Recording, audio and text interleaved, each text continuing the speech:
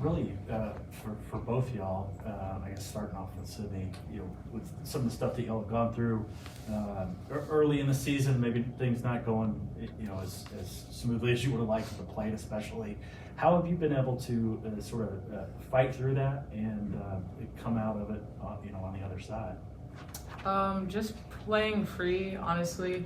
Like, I felt myself a little this weekend, like just not really thinking about anything and just going for it. Like, I feel like that's when I play at my best.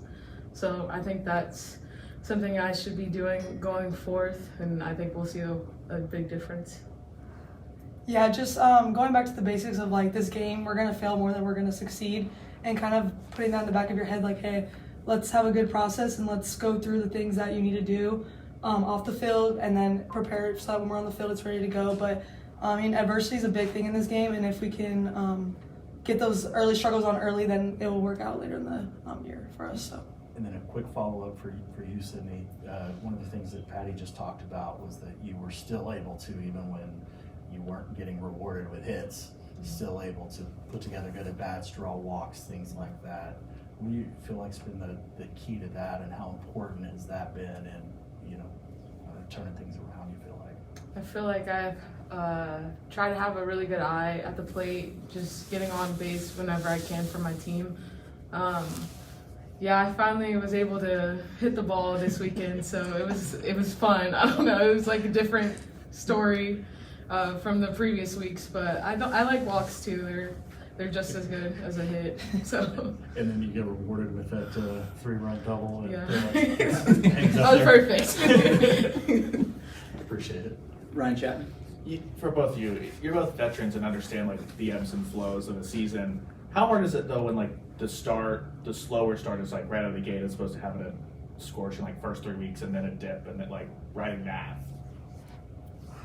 Yeah, I think honestly, like, we're not really looking for us to be perfect right now in this time of the year. So I think those adversity moments are really good for us as a team, just to know like how we are. And I think the best teams know how to fight back from adversity. And I think those are the ones that make it at the end, are the ones that know how to deal with those pressure moments and maybe not it coming out in the way that we wanted it to.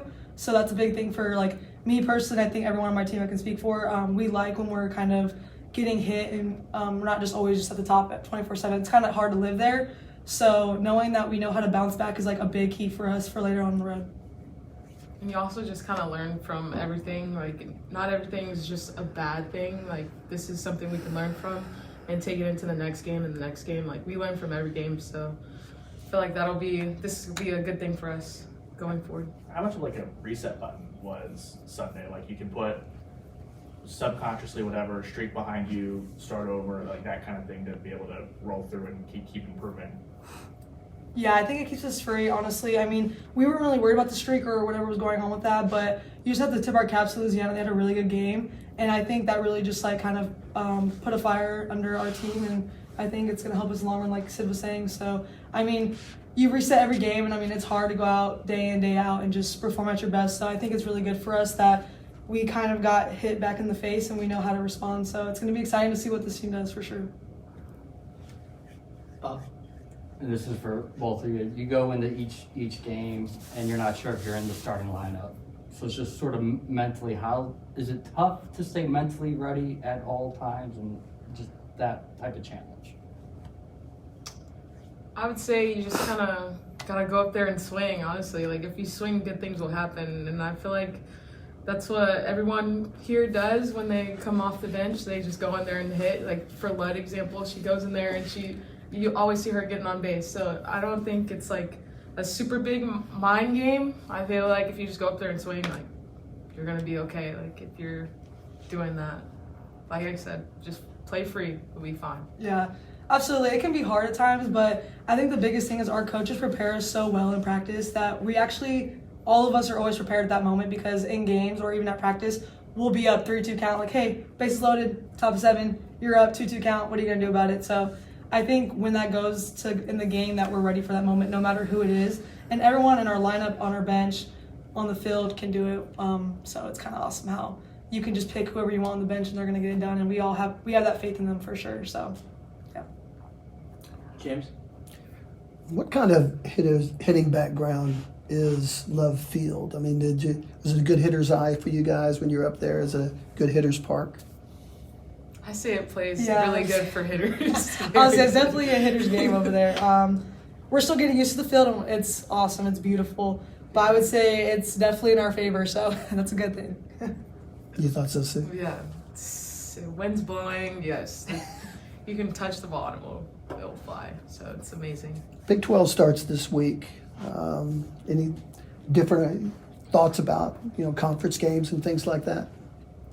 Yeah, we're super excited. I think kind of dying down to one game a day is going to be really helpful just for us to kind of figure out what are we doing day in, day out, and we can lock in on that one game for that day. So, and especially for me being a senior, I'm kind of soaking it in. It's my last first start of my conference, so I'm excited and I'm just ready to have fun and play with my teammates, and the best is the best. So yeah. And this is where competition gets tougher and tougher. So we're just gonna keep building and building each game. So yeah, I'm excited. I'm excited. Jesse? Hey, you guys talked about hitting at Lowe's Field, but maybe the fielding part of it, what was the adjustment, getting comfortable there, and how important was the weekend maybe in terms of just getting used to, the way it plays? Probably just seeing how the ball flies from a defensive perspective, like balls that were shot up to me ended up at second. So just figuring that out, I feel like that adjustment will be made this previous weekend. Yeah, I don't know. I'm ready. I don't know. Yeah, I agree. I mean, we obviously didn't get to touch the field and actually take reps when it happened, but I think once we're getting more comfortable with it, it's going to be definitely our ballpark, and we're excited to own that field and show the world Love's Field's the best field in the country. So yeah. Anything else? Ryan? Yeah, Alynah, you talk about adjusting to playing on the field. You played so many different places on it. How difficult is that to get thrown into a new environment like that you haven't played in, and having to make those reads from different spots and things like that? Yeah, I would say it goes back to practice. I mean, I take reps everywhere on the field, so I think my preparation for it, our coaches are very good about putting us in tough positions and situations during practice, so that in the game I'm actually not worried at all. So if anything, I'm practice is where I need to figure that out. So yeah, it was definitely an adjustment just because that was our first time playing on it, but just like everybody else. And I'm super big on not overthinking anything. So when I go out there, I'm just okay, ball comes to me, field the ball, throw one, let's get it done and have our pitchers back for sure. We're ready to get some more reps over there and feel a little bit more comfortable with it. Yeah, for sure, yeah. How much different are the pop-ups to shallow the outfield when the ball breaks the plane of the overhang into the wind? Is that something that you notice immediately when that happens? Yeah, I would say the first one was in between us. I definitely felt that because it started a little bit shallow and then it started going. So yeah, just we kind of felt the right side. It was not always, when pop-ups go straight up, they kind of stay in that place. They kept going. So just reading that off the bat, kind of communicating with whoever's in right field at that point, just hey, this is anyone's ball and stay on it type thing. Is there just a more communication, just hey, everyone? Yeah. Yeah, it could be my ball, Boone's ball, or Yeah, Alynah's. but that's the thing. In practice, we practice that. So once we can start fully practicing on Love's Field, we're good. So yeah. Awesome. Thank you, everyone.